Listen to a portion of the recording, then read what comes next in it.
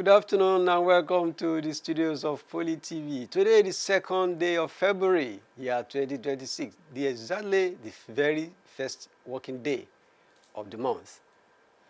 I bid you a warm welcome again. The weather is very pleasant, and I know that it is the same where you are watching us from. My name is Femi Afolabi, and I'm being joined in the studio for newspaper review and analysis, the very first in the very month of February. I've been joined by Mr. Simon Fakeye. Mr. Fakeye is a public affairs analyst, he's a journalist, and of course, he's a publisher. You're welcome to the studios. Good morning, sir. Morning. How was your weekend? Well, this was fine. You're looking really cool.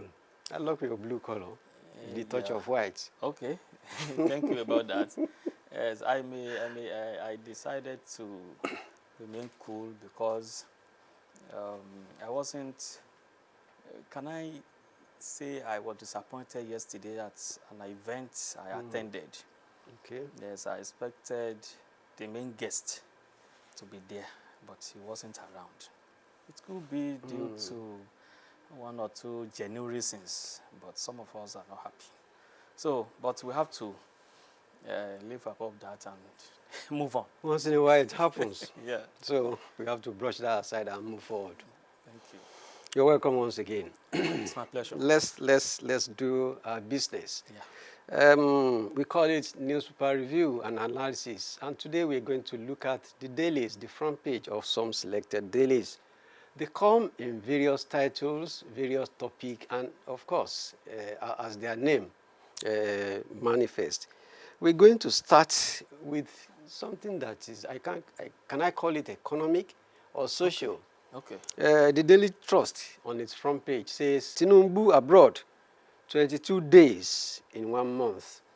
Tinubu abroad, 22 days in 1 month. And something similar in the front page of the Punch newspaper says, travel, presidency spent 34 billion naira on Forex in 2 years. The Punch is saying Mr. President's persistent travel has cost Nigeria 34 billion naira in Forex in 2 years, while the Daily Trust is saying Mr. President spent only 22 days, or is it? Only 22 days in 1 month in a year.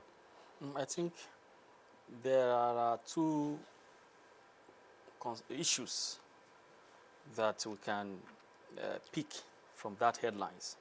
The first one is that the president spent a whole of 22 days in just a month abroad. Yeah, it calls for concern that what could have been the reason, what business was president doing that called for such a whole of 22 days. That Nigerians would like a president who stay more at home to attend to local issues, especially that has to do with security and economy. The other side of it is the issue of the amount spent on, the Forex amount spent on those trips. We have to look into that amount very carefully. The 35 billion naira was for 2 years. The first year was 2024, when about $29 billion was spent.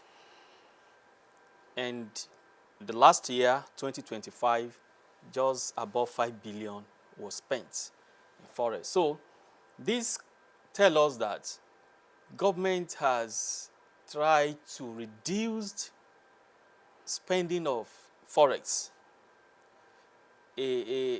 About 83% reduction in Forex spending has occurred when you compare that of 2024 and 2025.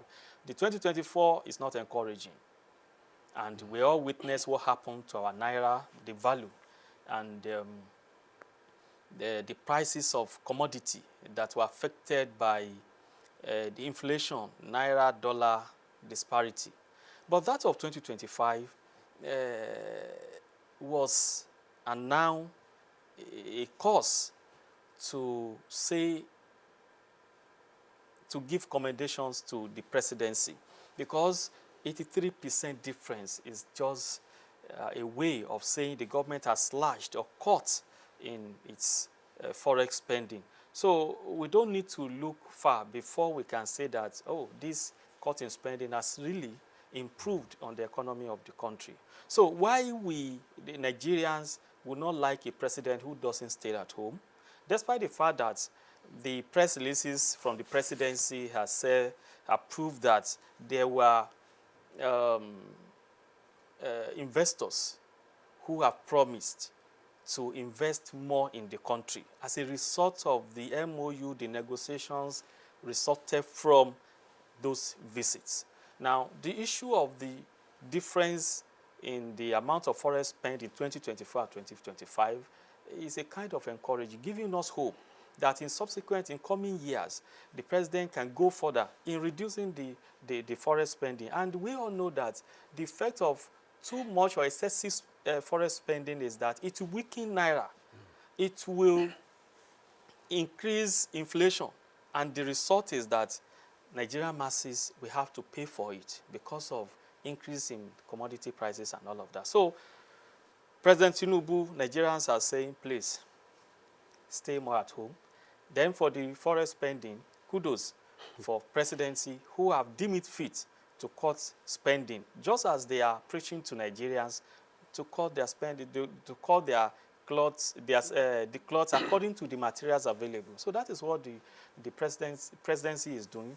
They are walking the talking. So I think. So if we want to explore that further, if we want to look at the gains inherent, will you say, Mr. President's repeated or persistent travels outside the country, Nigeria has gained on the economic front or social front? Yes, I want to say they've gained. You see, it may not that clear, visible to Nigerians. But one way or the other, whether tangibly or not, there were agreements, foreign investments, agreements into the country. In addition to that, it means even if those investments are not coming in time, there have been a kind of relationship established between the two countries. So one way or the other, directly or indirectly, it will have a positive impact on our economy. Then, looking at the local setting, in Ogun State, when you traveled along Abeokuta-Shagamu interchange, looking at both the right and side, you see industries coming up. It is clear, it is glaring, you see it there. So it could be from the state government or whatever, but the fact remains that the country, the President Tinubu's led government is creating a policy on ease of doing business. It's the country economy policy is attracting more investors. That can be witnessed. It is along the Shagamu interchange. So one way or the other, the country is improving. Investors have been encouraged to come in. And as a result, I want to believe, of the president's incessant trip abroad. Okay, let's look further into economic issues. We're going to the front page of Vanguard newspaper, which says businesses buckle under debt as defaults push back loans to 21.2 trillion naira. The writer to that story says high interest rates, foreign exchange shocks, and end of COVID forbearance trigger spike in corporate loans failure, totaling 21.2 trillion naira in our economy. Isn't that alarming? Okay, it's high interest rates, forex, and maybe post-COVID. Post-COVID expenses. Well, maybe we need to know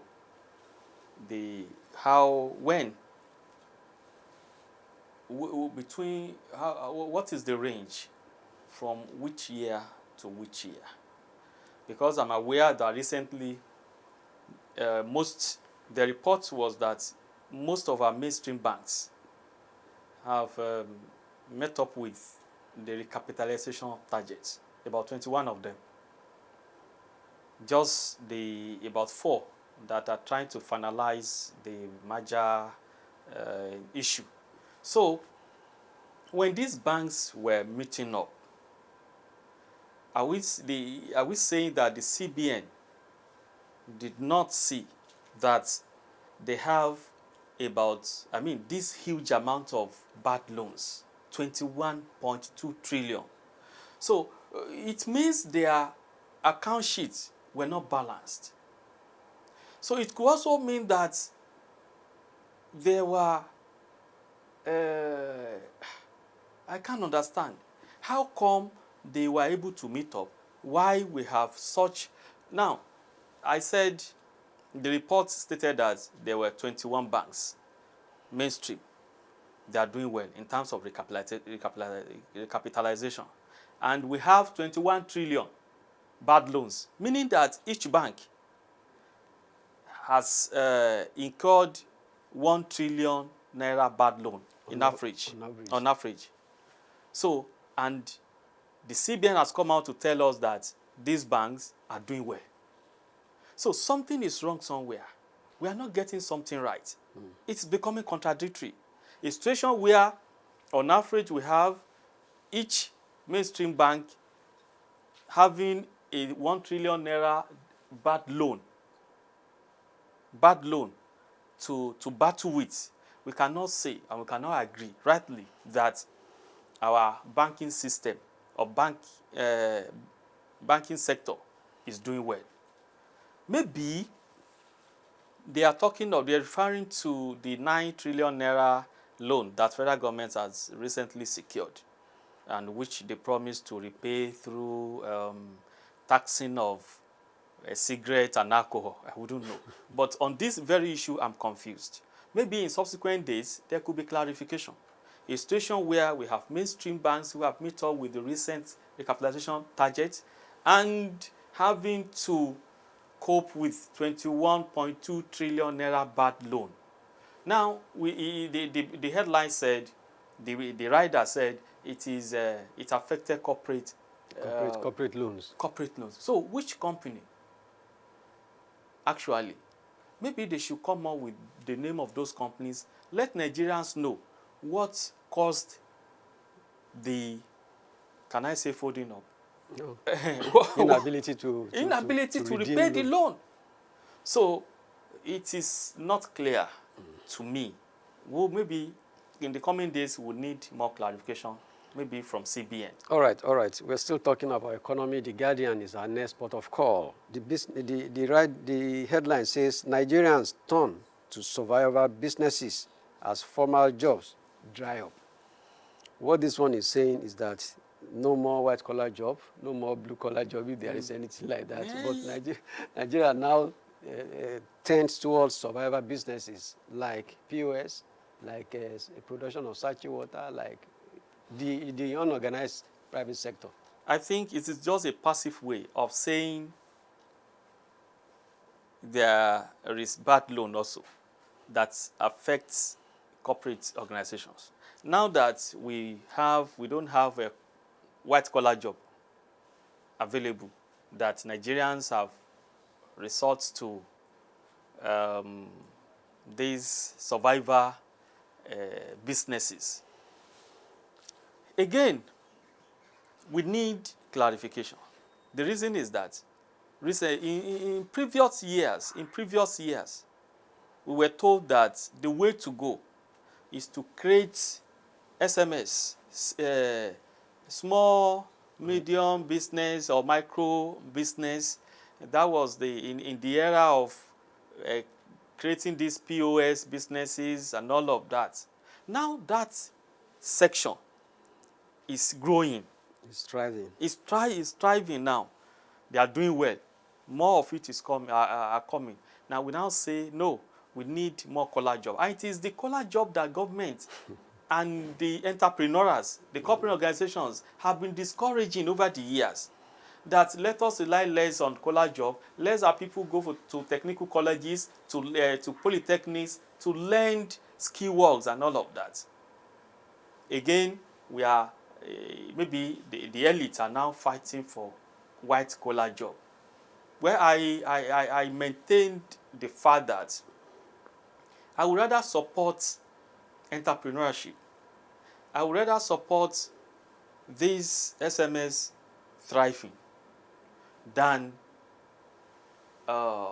capitalizing my energies on prompting government to create white-collar jobs. Of course, this is not to say that our manufacturing sector, our construction industry should not thrive. No, we need more of them.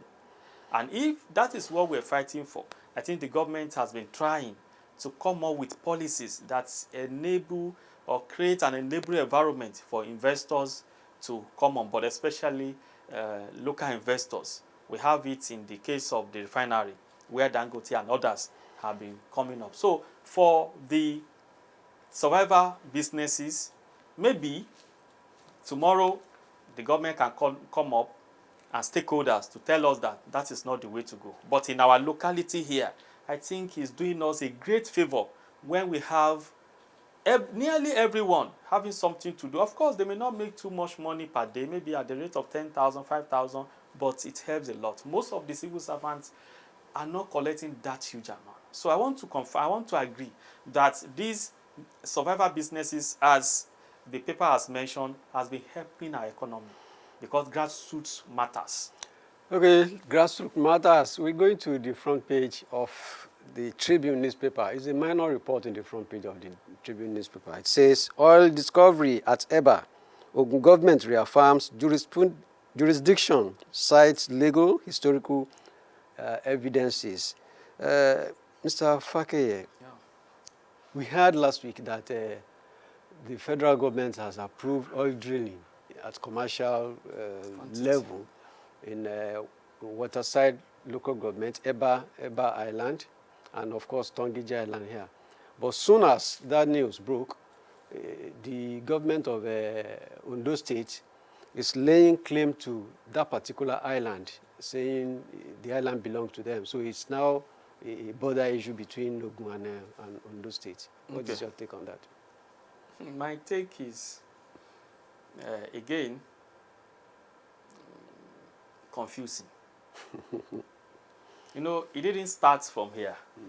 It started from the following minutes that the press briefing was released.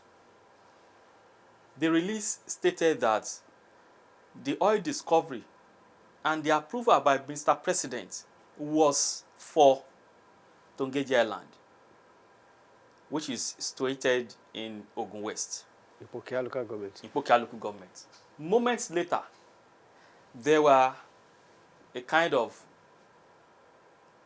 history or twisting, if I'm allowed to use that word. Now we began to see Eba. Eba was not in that first release. Now that Eba has been established by subsequent press briefing by Mr. Governor, Governor Dapo Abiodun, the issue now turned between Ogun State and Ondo State. Let me relate it with the issue of the local government allocation. So it's just an issue of maybe the authority refusing to do what is right at the appropriate time, or a situation where the authority is trying to create tension or crisis unnecessarily. This is how it is.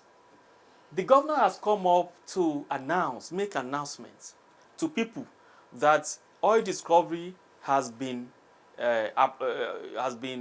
approved. Oil drilling. Yeah, have been approved, and the drilling of that oil portion was to take off at Eba, not Tongiji again. I want to, instead of, the both states, the Ogun State and Ondo State, has been claiming ownership. Documents have been presented. Historical facts have been presented. Analysis has been done. What does it take Ogun State Governor to show us the copy of the approval? Or are they telling us that it is oral? Has it not been documented? Was it not on white and black? So if it is documented, or on white and black. Let the governor show us the sample of the approval so that we'll be able to read line by ourselves and realize or discover that, oh, it is not Tongeji Island, yo. Oh, this is not Ondo State, oh, it is for Ogun State. Oh. So we'll be able to see it. So that is why I said maybe the authorities have decided to be creating unnecessary crisis. So, one, my suggestion is this. If truly it has been approved, the governor should show us the approval. It should be read out because the location will have been spelled out in that approval. Okay, if it wasn't, maybe by commission or by omission, I think the governor, the two governors can seek clarification from the presidency that, Your Excellency, we are confused. So please, which states did you approve this? Did you give approval to? The presidency or the president should be able to tell us in clear terms. Because I want to believe that before this approval will be given out, the boundary commission that we are now calling upon to say something now will have been contacted. There must have been a committee set up to look into all this. Ministry of Finance must be carried along. The Ministry of because Mines. funds has to be released. Then to where? To who? So the politicians should stop creating unnecessary problem for Nigerians. Just as I said in the case of the local government fund, when the court gave out ruling that henceforth the money should be given, the autonomy, local government autonomy, then was there provision for a separate account and all of that. So we are fond of we are fed of confusing information, confusing announcements and all of that. So on the issue of Ondo and Ogun, let the governor show us a copy of the approval. Let federal government or President Tinubu say something. Is it for Ogun or Ondo? So we don't need to bother or to continue unnecessary infighting about all of this. Well, what Mr. Fakeye is trying to say with that submission is that there should be more transparency, more clarification, either from the presidency and, of course, from Ogun State government. Let us know where exactly, as the approval of Mr. President is tailored to, so that it will evolve us and stop us from doing guesswork and saying what is not. By way of rounding up, I will want us to talk briefly about what is happening at the National Assembly. The Vanguard, the minor report says 2027 polls, fear of postponement looms over delayed electoral law. The Assembly was on vacation for quite a long time, and now they have resumed. People believe, or politicians believe, that the short period of time between now and 27 is it enough for them to work positively to give us a good or clean electoral law that will midwife the 2027 election. Do you subscribe to that? Do you see it that way? Well, I think the foul crying was coming from the opposition. So if that is the case, the opposition member who is a member of that committee who are reviewing the electoral reform bill should also come out to tell us that he has agreed on the clauses and the opinions and the suggestions from the House to the Senate. If the opposition member come out to say he has agreed on so that he should go, then we now have right to hold on to the ruling party members in the committee that, what are you doing? The opposition are satisfied. So why delaying it? But the committee for the reviewing of the reform has not come out clean to say who is delaying it. So I want to believe that it is for the good of Nigerians, the committee are still working. The committee consists both the ruling party members and opposition party members. So it means that they still have something tangible and beneficial to Nigerians that they are still doing. Now, in terms of delaying it or postponement in the election calendar, it could happen. It has happened, and it didn't happen. Heaven did not fall. So, if that is what will give us a better electioneering and a clean, transparent election, I think we've got to do it, except if the opposition members in that committee are not happy with the process. Okay, the end line is that we should do what is right and be clean about what we are doing so that nobody will read meaning into what we believe to be doing in the interest of the entire Nigerians. I thank you very much sincerely for your thoughts. Thank you. And finding time to be here. That is our program today. We'll be back tomorrow with a fresh edition.